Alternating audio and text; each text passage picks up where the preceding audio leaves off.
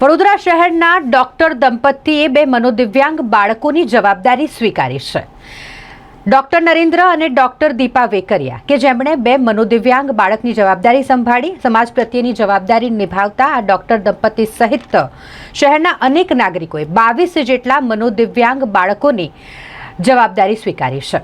જે વિશે માહિતી આપતા ડોક્ટર નરેન્દ્ર વેકરિયા, જે પોતે ગાયનેક છે, ડોક્ટર દીપા વેકરિયા, જે એનેસ્થેટિક્સ છે, એમણે જણાવ્યું કે શહેરના મહાવીર ચાર રસ્તા ખાતે આવેલ આસ્થા ફાઉન્ડેશન સંચાલિત પરિવર્તન સ્કૂલ ફોર સ્પેશિયલી એબલ્ડ શાળાના મનોદિવ્યાંગ બાળકોની 3 વર્ષ અગાઉ મુલાકાત લીધી હતી ને ત્યારથી જ આ સંસ્થા સાથે તેઓ જોડાયેલા છે. હાલમાં રેણુકાબેન પંચાલ અને ફાલ્ગુનીબેન રાઠવાના માર્ગદર્શનમાં ખાસ તાલીમ પ્રાપ્ત શિક્ષકોના નેજા હેઠળ છેલ્લા 15 વર્ષથી 6 થી 25 વર્ષના મનોદિવ્યાંગ બાળકોની વિવિધ પ્રવૃત્તિઓ કરાવવામાં આવે છે. થોડા સમય અગાઉ તેઓને આ બાળકો માટે કંઈક કરવાનો વિચાર આવ્યો અને ત્યારે તેઓએ નક્કી કર્યું કે બે મનોદિવ્યાંગ બાળકોની લાઈફ ટાઈમ જવાબદારી ઉપાડી લઈએ. મેં બે બાળકોની જવાબદારી ઉપાડી અને ત્યારબાદ આ દૈવી કાર્યમાં જોડાતા શહેરના અનેકવિધ લોકોએ પ્રથમ તબક્કે 22 બાળકોની જવાબદારી ઉપાડી છે.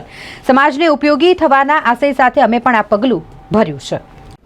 હું ડોક્ટર નરેન્દ્ર વેકરિયા, ગાયનેકોલોજીસ્ટ, મારા ફેમિલી સાથે આજે આસ્થા ફાઉન્ડેશન દ્વારા પરિવર્તન સ્કૂલ, જે મનોદિવ્યાંગ બાળકો માટેની સ્કૂલ છે, સ્પેશિયલી એબલ્ડ છોકરાઓ માટેની સ્કૂલ, ત્યાં વિઝિટ માટે આવ્યા છીએ. અહીંયા ચાલતી પ્રવૃત્તિઓ વિશે અમે નિરીક્ષણ કર્યું અને આજે અમે આવા 2 બાળકોની જવાબદારી લેવાનું નક્કી કર્યું છે.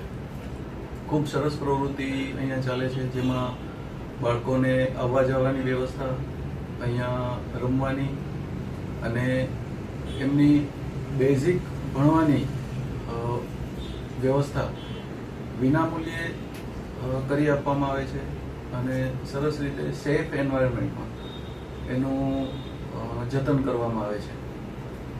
આ પ્રવૃત્તિ જોઈને હું એટલું કહેવા માંગીશ કે સમાજમાં લોકોએ પણ આગળ આવવાની જરૂર ખરી.